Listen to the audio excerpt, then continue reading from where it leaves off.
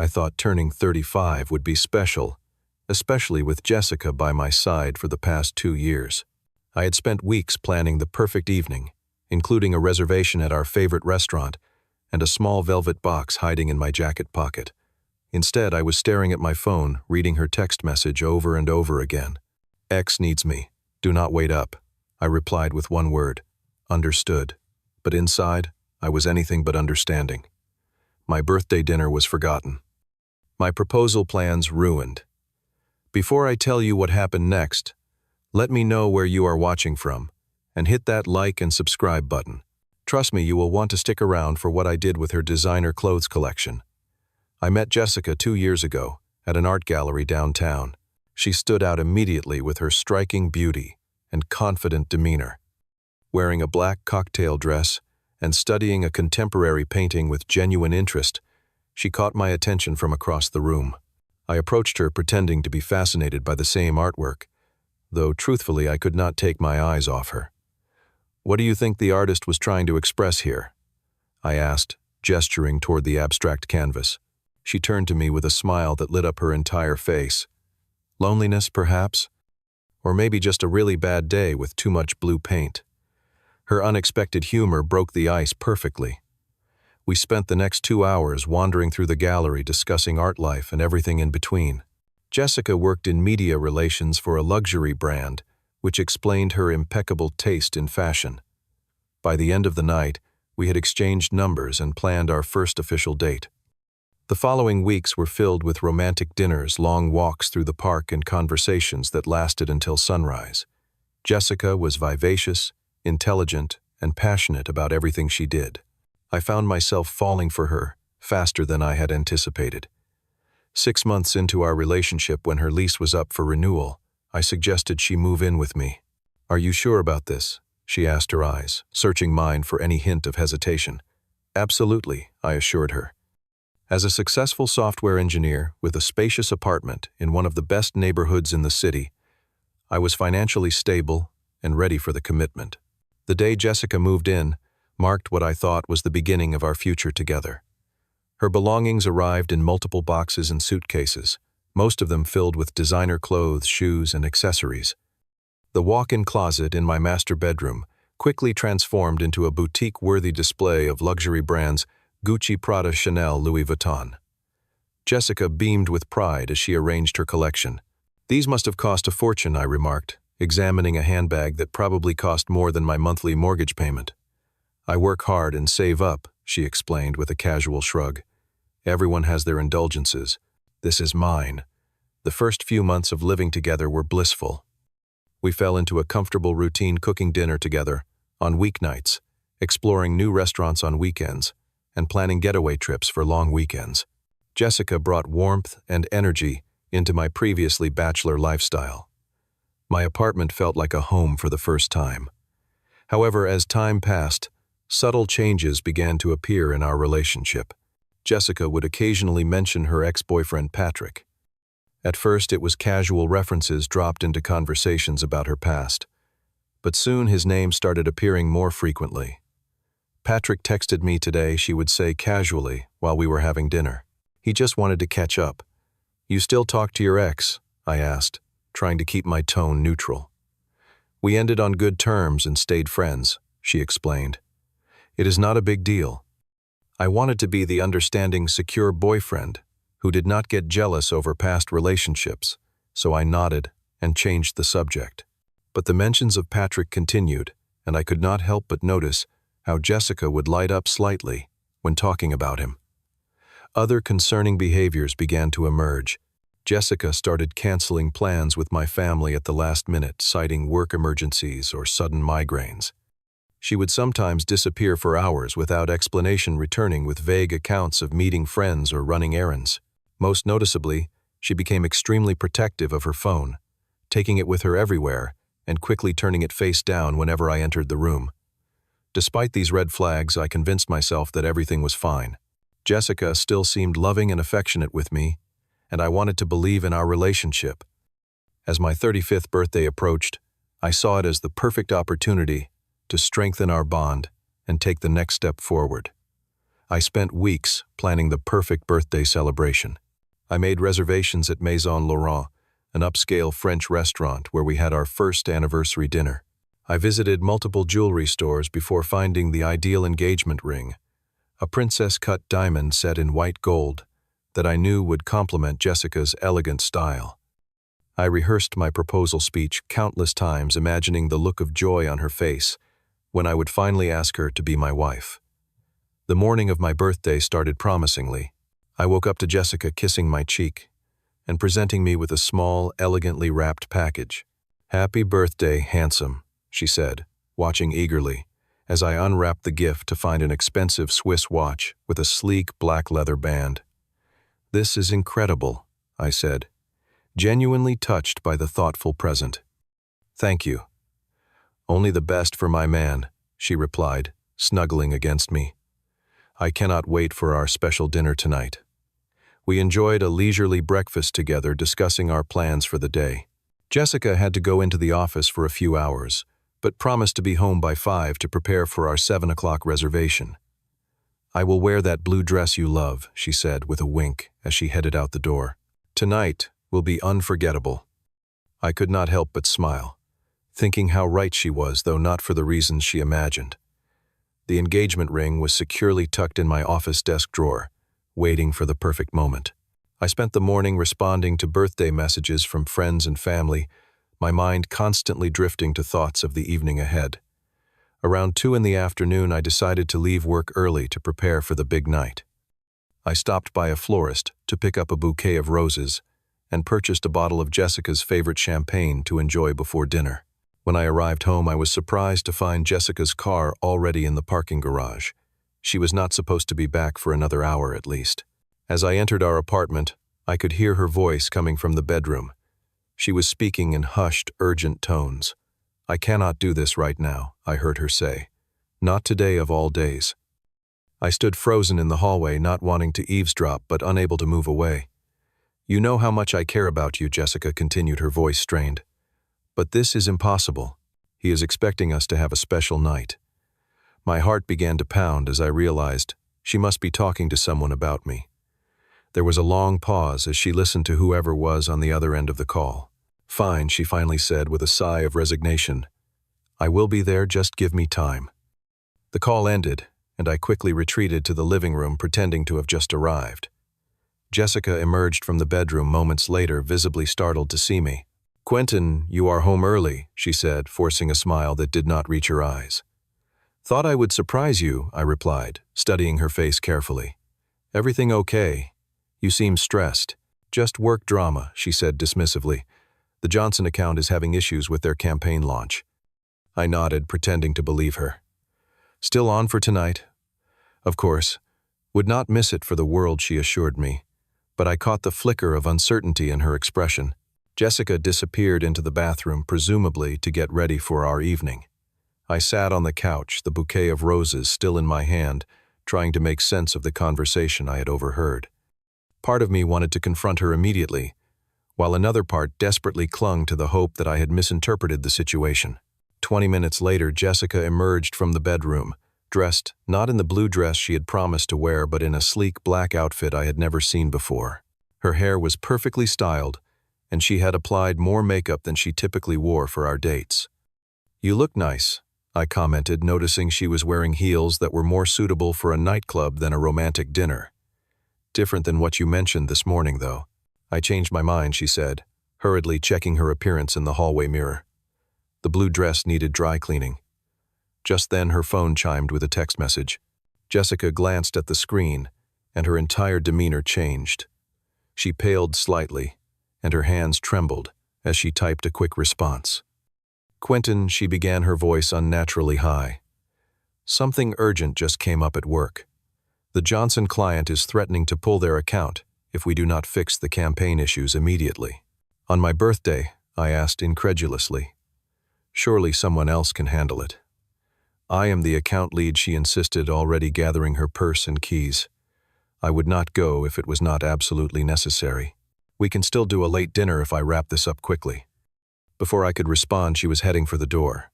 She paused briefly to give me a quick peck on the cheek, not meeting my eyes. "I am so sorry," she said. "I will make it up to you, I promise." And then she was gone. I stood in our apartment surrounded by birthday preparations that now seemed pointless, feeling like a complete fool. 5 minutes later, my phone buzzed with a text from Jessica, X needs me. Do not wait up. The message hit me like a physical blow. X needs me. Not work emergency or client crisis. The truth finally laid bare in 6 simple characters. I replied with a single word, understood. Then I sat down trying to process this betrayal. In my stunned state, I noticed Jessica had left her tablet on the coffee table still unlocked. I had never invaded her privacy before, but in that moment I felt entitled to the truth. I picked up the device and opened her messaging app. What I discovered shattered any remaining illusions I had about our relationship. There was an ongoing conversation with Patrick spanning back months, possibly the entire time we had been together. The messages painted a clear picture of an affair that had never ended. Jessica had been seeing Patrick regularly, making excuses to me about work emergencies or girls' nights out. Patrick, I learned, was a wealthy businessman who was married with children. Their relationship had supposedly ended when his wife had discovered their affair 2 years ago, around the time I met Jessica, but the messages revealed they had never truly separated. Patrick had been buying Jessica expensive gifts throughout our relationship, including many of the designer items she proudly displayed in our shared closet items she had claimed to purchase herself. The most devastating revelation came in their recent exchanges. Patrick's wife was taking the children to visit her parents for the weekend, and he wanted Jessica to come over. Initially, Jessica had resisted because of my birthday, but Patrick had persisted, promising her a new Hermes bag as a makeup gift. I felt physically ill reading their exchange. All this time, I had been nothing more than a safe harbor, a backup plan, while Jessica continued pursuing her married ex-boyfriend. The apartment I had shared with her, the life I had built for us, meant nothing compared to the allure of luxury gifts and forbidden romance. I sat motionless on the couch for nearly an hour, emotions cycling through me like a violent storm. Shock gave way to anger, then to profound sadness, and finally settled into a cold, clear resolve. This was supposed to be my special day one. I would remember forever, and Jessica had certainly ensured that would be the case, though not in the way either of us had anticipated. The engagement ring I had purchased seemed to mock me from its hiding place. I retrieved the small velvet box and stared at the sparkling diamond inside, thinking about all the hopes and dreams it represented now shattered beyond repair. But as I sat there, something shifted within me. I refused to play the role of victim in this story. I would not allow myself to be discarded like an afterthought on my own birthday. Looking around our apartment, my eyes settled on the walk-in closet where Jessica's extensive collection of designer clothes, bags, and shoes resided. Each item represented not just her materialism, but her deception. Many of these luxury goods had been gifts from Patrick, purchased with the money he should have been spending on his family, not his mistress. They were physical manifestations of their betrayal. A plan began to form in my mind. If Jessica valued these material possessions and her relationship with Patrick more than her commitment to me, perhaps they deserved each other completely and without reservation. I would facilitate their reunion in the most appropriate way possible. I methodically emptied the closet of all her designer items, the Gucci dresses, the Prada shoes, the Louis Vuitton bags, the Chanel accessories, all of it. I carefully folded each piece and placed it in large suitcases and boxes I found in our storage closet. As I packed, I noted the retail value of each item, creating a mental inventory of her collection. The total value was staggering, easily exceeding $70,000. Next, I needed Patrick's address. Returning to Jessica's tablet, I searched through her messages until I found it. She had sent him her location several times when visiting his upscale townhouse across the city. I copied the address and then deleted any trace of my snooping from her device. With the address secured, I called an exclusive courier service that specialized in high-value deliveries. Given the worth of the items I was sending, I opted for their premium service, which included insurance and guaranteed same-day delivery. "I need these delivered within the next 2 hours," I told the dispatcher. "The contents are extremely valuable." "We can have someone at your location within 30 minutes, sir," the dispatcher assured me. While waiting for the courier, I wrote a brief note to accompany the delivery. She is yours now. This is what you have been paying for anyway. I attached a rough estimate of the collection's value, noting that Patrick had funded most of it himself through his gifts to Jessica over the years. The courier arrived promptly, a professional woman in a crisp uniform who did not bat an eye at the multiple suitcases and boxes I needed delivered. She carefully loaded everything into her van, scanned the paperwork I had prepared, and assured me the items would reach their destination within 90 minutes. "Would you like to receive delivery confirmation?" she asked. "Absolutely," I replied, providing my email and phone number. "I want to know exactly when these items reach the recipient." After the courier departed, I stood in the now half-empty apartment, feeling strangely lighter despite the circumstances. The closet that had once been overflowing with Jessica's possessions now contained only my modest wardrobe. It was a physical representation of the space she had occupied in my life, now vacant and ready to be reclaimed. I texted my friend Alan, briefly explaining what had happened and asking if he could come over. Alan had been skeptical of Jessica from the beginning, though he had kept his concerns mostly to himself, out of respect for my feelings. On my way, he replied immediately, bringing whiskey and pizza. While waiting for Alan, I methodically removed other traces of Jessica from the apartment. I deleted our shared playlists, removed her framed photos from the walls and shelves, and changed the Netflix and Hulu passwords. It was therapeutic in a way, each deletion and removal a small step toward reclaiming my space and my life. Alan arrived an hour later, concern etched on his face as he pulled me into a bear hug. "Man, I am so sorry," he said, setting down the pizza box and bottle of 18-year-old scotch he had brought. "What a terrible birthday. But I am here now, and we are going to get through this together." We sat on the couch eating pizza and drinking whiskey straight from the bottle as I recounted the full story. Alan listened without interruption, his expression growing increasingly outraged. "So, you sent all her designer stuff to her married boyfriend?" he asked when I finished, a slow grin spreading across his face. "That is absolutely brilliant. Cold, calculated, and completely deserved. I just could not stand the thought of her coming back here, packing her things at her leisure and walking away like nothing happened," I explained. "She needed to face consequences for once in her life." Just as Alan was pouring us another drink, my phone began to ring. I checked the screen and saw an unfamiliar number. With a knowing glance at Alan, I answered and put it on speaker.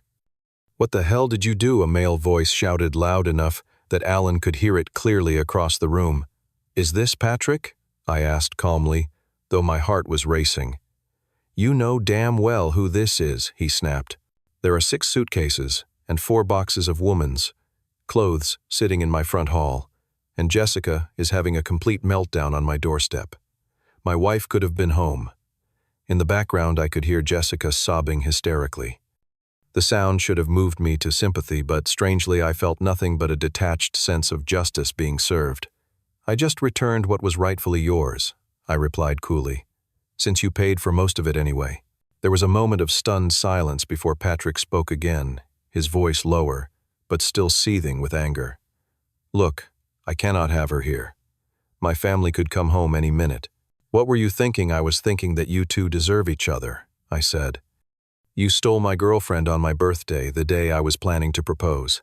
She chose you. Now you deal with the consequences." "Propose," Patrick echoed, sounding genuinely surprised. "She never said anything about." "Of course not," I cut him off. "Just like she probably never told you about our plans to buy a house next year, or how we talked about having children someday. She kept me in the dark about your affair, and I suspect she kept you in the dark about the extent of our relationship too." Patrick sighed heavily. "Listen, man, I cannot take her in. I have a family. This was never supposed to be serious." "That sounds like a you problem, not mine anymore," I replied, channeling all my hurt into cold indifference. "Can you at least talk to her?" Patrick pleaded. "She will not leave my doorstep, and my neighbors are starting to notice." "I have nothing more to say to either of you," I said firmly. "Goodbye, Patrick. Enjoy your new full-time girlfriend." I hung up as Patrick was still protesting, and Alan burst into applause. "That was the most badass thing I have ever witnessed," he declared, raising his glass in a toast. "To standing up for yourself and refusing to be anyone's second choice. We spent the rest of the evening reimagining my birthday celebration as a freedom party, instead ordering more food, playing video games, and eventually falling asleep in the living room amid empty pizza boxes and the bottle of scotch. For the first time since discovering Jessica's betrayal, I felt like I might eventually be okay. The aftermath of my birthday revenge was both chaotic and cathartic. Jessica called and texted incessantly for days, her messages evolving from outraged accusations to desperate pleas for forgiveness. I read them all, but responded to none, each message reinforcing my decision to cut her out of my life completely. From what I could gather through her increasingly frantic communications, Patrick had refused to let her stay at his place, forcing her to check into a hotel with nothing but the clothes she had been wearing and her purse. He had apparently stored her designer collection in his garage temporarily, but wanted nothing more to do with her after the incident had nearly exposed their affair to his wife. I will admit it was her apartment too, and legally I could not prevent her from returning a fact she eventually pointed out in one of her emails. But when she finally showed up a week later with a police escort to retrieve her remaining belongings, she found I had neatly packed everything that was unquestionably hers in labeled boxes in the spare room. The officer seemed confused about why he had been called at all, given the organized and civil nature of the situation. He sent all my expensive clothes to someone else, Jessica tried to explain, but even to my ears it sounded petty and materialistic when stated aloud. "Did he damage or destroy your property, ma'am?" the officer asked clearly, wanting to wrap up what he perceived as a trivial domestic dispute. "Well, no, but then this appears to be a civil matter between you and the other party involved," he concluded, nodding politely to me, before stepping out to give Jessica time to collect her things. As she gathered the boxes, Jessica made one last attempt to speak with me privately. "What we had was real, Quentin," she insisted, tears welling in her eyes. "I made a terrible mistake, but I truly cared about you. Not enough to skip seeing your married ex on my birthday," I replied, maintaining a calm I did not entirely feel. "Not enough to be honest with me for even one day of our relationship." "I was confused," she said weakly. "Patrick and I have history, but it was never going to work out with him. I see that now." "Because he chose his wife over you," I pointed out. "Not because you chose me. That makes all the difference." She left without further argument, and I changed the locks the same day, despite knowing she had returned her key. It was symbolic more than practical, a physical manifestation of closing that chapter of my life. The weeks that followed were difficult but healing. Alan and my other friends rallied around me, ensuring I was never alone for too long with my thoughts.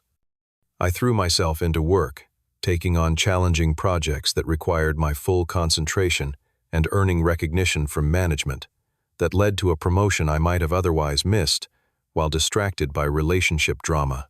I also began taking better care of myself physically. I joined a gym, started running in the mornings, and learned to cook healthier meals rather than relying on takeout as Jessica and I often had. I even tried meditation, finding unexpected peace in the quiet moments of mindfulness each day. 6 months after the birthday incident, I was having coffee at my favorite cafe when I heard a familiar voice ordering at the counter. Jessica stood there looking considerably less polished than she had during our relationship. Without her designer wardrobe, she wore simple jeans and a plain sweater, her hair pulled back in a casual ponytail. She spotted me almost immediately, her eyes widening in recognition. After receiving her order, she hesitated before approaching my table. "Quentin," she said softly, "may I sit for a moment?" 5 minutes, I agreed, gesturing to the empty chair across from me. Jessica sat down, wrapping her hands around her coffee cup, as if seeking warmth from it. "You look good," she observed. "Healthy." "I am," I replied simply. "What can I do for you, Jessica?" She took a deep breath. I wanted to apologize properly now that some time has passed. What I did was unforgivable, and I have paid for it in ways I never imagined possible. How so, I asked, more curious than sympathetic. "I lost everything," she admitted. "Patrick completely cut me off after your stunt with the clothes. He blocked my number and told mutual friends he wanted nothing to do with me. My boss found out about the affair with a client's husband and fired me for unprofessional conduct. I had to move back in with my parents at 29 years old. She looked down at her plain clothes. And obviously all my nice things are gone. Patrick apparently sold most of them online to recoup some of the money he had spent on me over the years. I nodded, acknowledging her story, without offering comfort. And now you want what exactly? Forgiveness.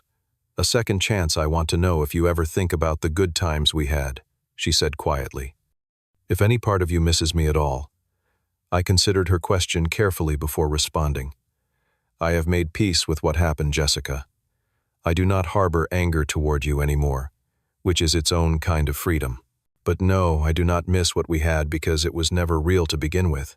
You were living a double life, and I was only seeing half the picture. Her eyes filled with tears. I really did love you, Quentin. In my own way. Perhaps I conceded. But your version of love included lies and betrayal. That is not the kind of love I want in my life. As if on cue, the cafe door opened, and Monica walked in, her warm smile brightening as she spotted me. I had met her 2 months earlier through a community gardening project, an activity I had taken up as part of my healing process. She was a kindergarten teacher with a genuine heart and refreshing honesty that had drawn me to her immediately. Is this a bad time? Monica asked, noticing Jessica at my table. Not at all, I said, standing to greet her with a quick kiss. We were just finishing up. Jessica gathered her things, a flash of understanding, crossing her features as she observed our interaction. She seems nice, she commented, as she prepared to leave. She is, I confirmed. Take care of yourself, Jessica. Watching her walk away, I felt the final pieces of that chapter of my life fall into place. The pain and betrayal that had once consumed me had transformed into valuable lessons about self-respect and the kind of relationship I truly deserved. Monica slid into the seat Jessica had vacated. Old friend, she asked without a hint of jealousy or suspicion. Old lesson, I corrected with a smile. One I am grateful to have learned. The truth is, sometimes the worst moments in our lives can lead us to our best realizations. My birthday betrayal had initially seemed like the end of my world, but it had actually been the beginning of a better one. By choosing self-respect over a broken heart, I had opened the door to authentic happiness based on mutual trust and genuine connection. Life does not always give us what we want, but sometimes it gives us exactly what we need, even when it comes packaged as heartbreak. What would you have done in my situation? Would you have sought revenge or simply walked away? Leave a comment below to share your thoughts. And if this story resonated with you, please hit that like button and subscribe to hear more real-life experiences. Share this with someone who might need a reminder that sometimes we have to be our own heroes. Thank you for listening to my story. And remember, your self-worth is never determined by how others treat you, but by how you choose to respond.